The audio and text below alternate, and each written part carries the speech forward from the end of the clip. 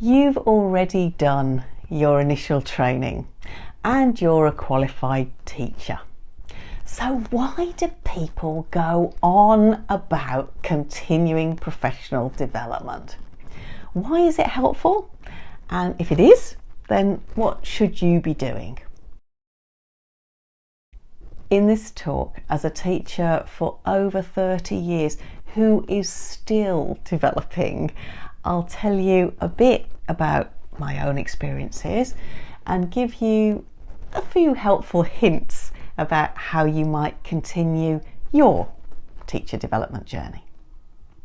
I'm sorry I can't be with you in person today, but I hope that you enjoy this recorded talk. I started teaching English in 1989 in Taiwan, and I was lucky enough to get a job in a very supportive school, just because I was a native speaker, to be honest. At that time, I had a degree in agriculture, of all things, which I didn't see is particularly relevant for teaching, but they gave me the job and I needed the money, so I did it. After 6 months of this, teaching in the classroom, I thought I'd got a bit of a handle on what I was doing with the learners, and I was arrogant enough, I'm ashamed to say, when I went to do a certificate course later on, to think that I wouldn't learn very much on it. Now, for me, this is actually quite an interesting starting point. You don't know what you don't know. And so it's not until you keep developing and learning more that you realise how much there is to know and how little you do know. So if I fast forward 35 years to this point in my life, having done many qualifications including Delta, an MA, a PhD, and having taught on many other teaching qualifications myself, including CELTA and MA TESOL, and having written a course book and having set up a successful online business, after all of this, I realise how little any of us know about how people learn languages and how teachers learn to teach. So that's the first point I want to make. Development is always a good thing. Further training is always a good thing. Sometimes you'll do this because you want to get the job that you want, but sometimes you'll just do it because it's interesting, or because you're curious, or because you've never done that before. My personal experience is that learning more is never a waste of time, and it can lead you in really unexpected directions, often to places or situations that you wouldn't have imagined, but which are really great. It's certainly happened for me. When I say development, this could, of course, be formal courses like CELTA or an MA TESOL or Delta, but I'm really talking about a much wider remit than that. So these days, it's so easy to get access to so much online that's either free or very affordable, and not only to get access to the information, but also to interact with other teachers who will inspire you and motivate you to be the best teacher that you can be. So in this talk, I'm going to look at a wide range of these things, ways in which you can develop, starting with CELTA and other formal courses, and then moving on to other different resources that you can use to help you develop online. Are you ready? Let's go. Before I start, I know I'm recorded and I can't interact with you, but could you write in the chat what you would like to do to develop on your next stage as a teacher? Go on, just stop me now for a minute and do it.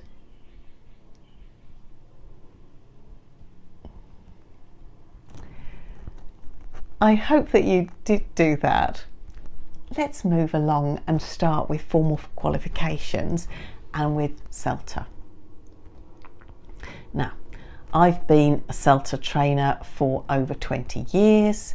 I'm an assessor. I've visited over 70 different centres, and I'm also one of a dozen Joint Chief Assessors, or JCAs, who support centres for Cambridge. So I don't think I'm, being too big-headed if I say that I know quite a bit about the course. Now, CELTA's often seen as quite a strong benchmark of good teaching, and about 70% of job adverts for English teachers ask for it, apparently, although that research was done by Cambridge, so you want to take it with a pinch of salt. It was originally designed as an initial teacher training qualification for people who've got no previous experience, but these days around 50% of people who take CELTA already do have teaching experience, and many of them have teaching qualifications from their own countries. So why would they want the expense and stress of going through this course? Well, I guess the first reason is probably because they want to get a job internationally or in a private language school in their own country, and they're being asked for it. I think CELTA definitely opens doors for people. It's a very standard product, so I think that's why employers trust it. They know that you don't just get the theory, but you also know how that can be applied in the classroom, and you've practiced it. I've been a CELTA tutor for 24 years, and I've got a great deal of respect for it as a qualification, actually. I see teachers, even if they have a lot of previous experience, learning a lot from that process. And I think that the environment in which you're doing something that's challenging, in this case teaching in front of a class and in front of your peers being watched, and also watching them and reflecting on this and talking about the process, it's a very powerful way to learn. So if you're thinking about CELTA, I know probably some of you are, and you're not sure whether it would be worthwhile or not, I would definitely say it is a good move. So again, out of interest, I know I can't respond, but can you put in the chat if you are thinking about CELTA?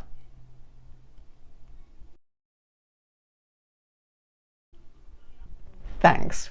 So what about if you've already got CELTA and you're thinking maybe about something a bit further on? Maybe Delta or an MAT-SEL? So what's the difference between them?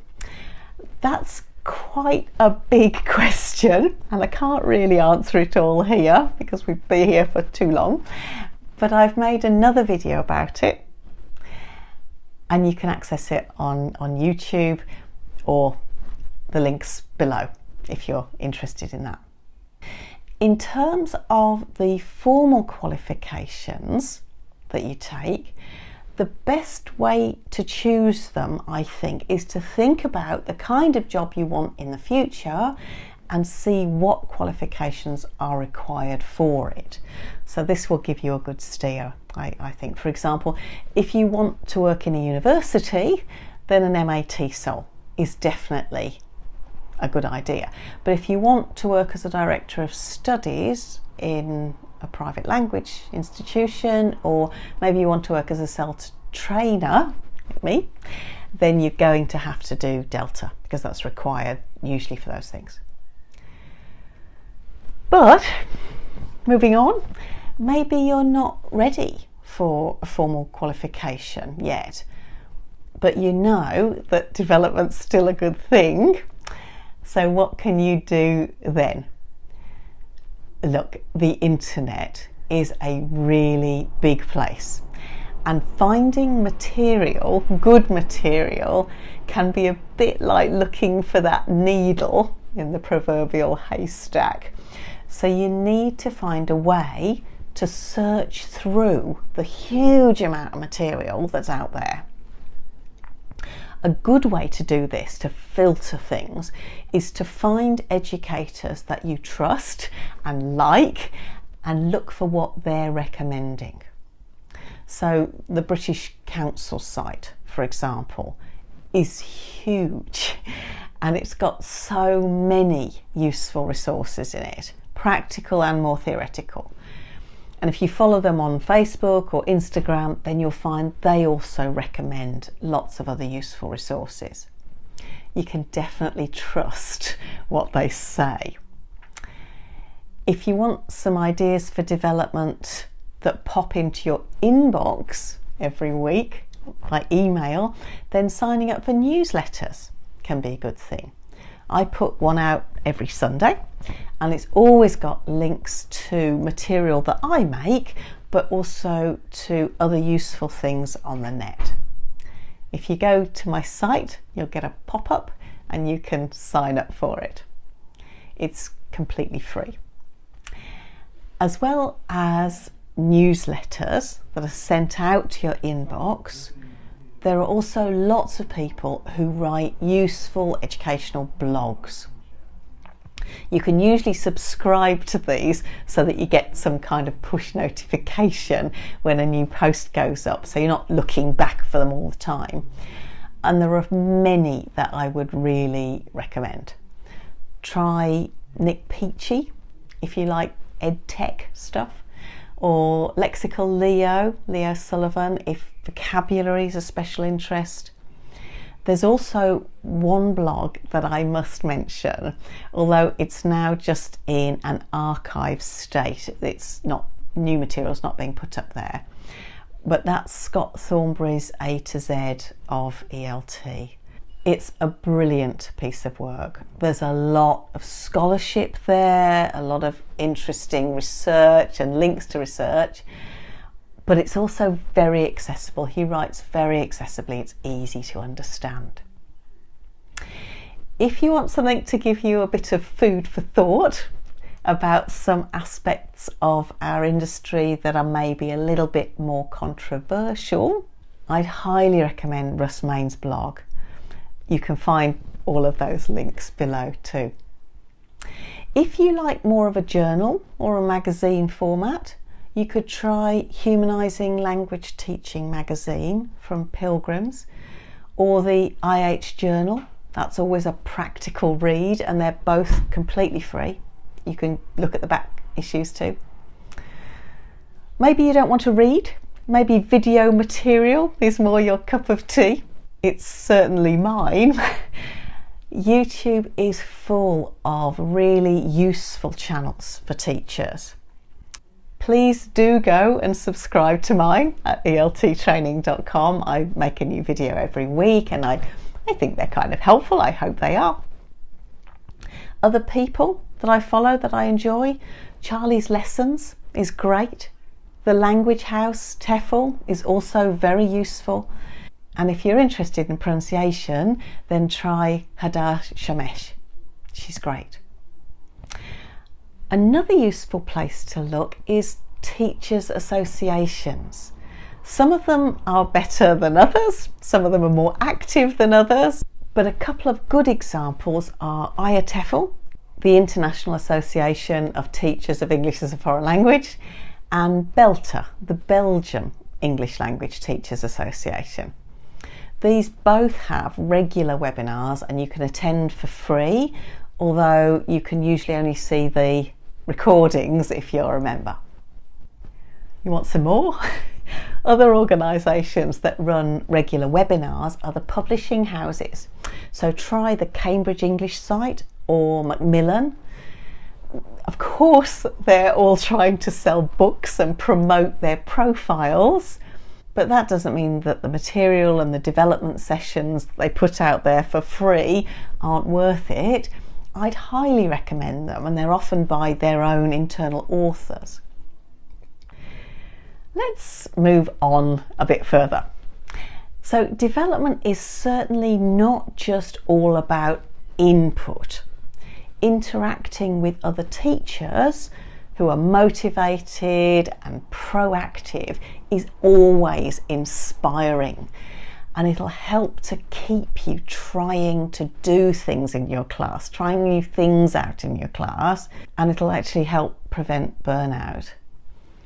In an ideal world, this would be face to face with your colleagues in the staff room, but not all schools are so supportive. But the internet means that you still have access to inspiring educators, even if your colleagues are not quite so interested. This kind of development really helps to keep you interested over the years, so there's a good point to it. Where are you going to find all those other inspiring teachers, you might be thinking? Well, any of the social media platforms have groups like this, so that's a great way of connecting with like-minded people. You could try searching Facebook groups with similar interests to yours, or LinkedIn. It's also a great place for professional groups. You'll find that some groups are more active than others and more, akin to your interests. So you might have to try a few before you find one that's active and has content that you enjoy. If you can't find one that you like and you've got a few friends who've got similar interests, then why not start your own group? It's very easy and it's free. Finally, if you like the idea of learning a particular aspect of English language teaching, if you want to follow a more structured course and end up with a certificate that you can show to an employer, but you don't want to or you can't afford CELTA or another course yet, then there are lots of useful courses that you can do online. Make sure that the organisation you go with is reputable. International House, for example, offer a lot of further development courses and they have a great reputation. If you like my style and you've enjoyed this talk, then you might want to go and have a look at my site. I've got a wide range of free material on there, but also certified courses in a range of aspects of English language teaching. If you need help learning about grammar, then there's my signature Grammar for Language Teachers course, which will give you confidence to explain to your learners the nuts and bolts of the language. If you already know this, but you're not sure how to teach it in an engaging way, then Teaching Grammar Communicatively is for you. If you're planning on doing CELTA but you want to prepare for it beforehand, then I've got a package of courses that will give you the best possible chance of excelling on CELTA. There's a lot to take on in a CELTA course in a short period of time. So if you can hit the ground running, already being prepared and knowing some things, you're much more likely to achieve a higher grade and do well. If you want some ideas for new activities, then try my Dictogloss course, or this course, which is designed to help you to exploit the text that you use in class for Lexis. And finally, my newest course is called AI Powered Language Teaching, and it's got fantastic ideas for using ChatGPT or Bard to produce lessons at any level on any topic that are a bit more interesting than just text, questions, discussion. So my feeling is that if you can learn to harness that power of AI, you can get it to do the donkey work of planning for you, so that you can plan much more interesting, creative, personalised lessons for your learners without it taking all of your free time. So that's about it. I've covered a huge amount of ground here, and you can't possibly do all of this, certainly not at the same time. But don't get overwhelmed. Choose one of these things that you think might be useful to you and start doing it on a regular basis. Make it manageable for yourself. You could set yourself a target of listening to one webinar every month, or reading one newsletter a week, for example.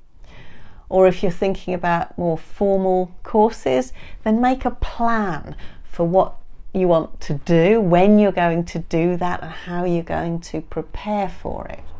In my opinion, English teaching is a fantastic job. It's kept me really happy and interested for over 30 years. But the reason that it's been such a creative and stimulating experience for me is because I've always kept learning something new. So I really hope that there's something in this little talk which will inspire you to keep doing the same, and hopefully give you the same kind of joy that I've had out of my working career so far, and which I continue to have. Thank you for watching, even though you're just listening to me, and I hope you enjoy the rest of the conference.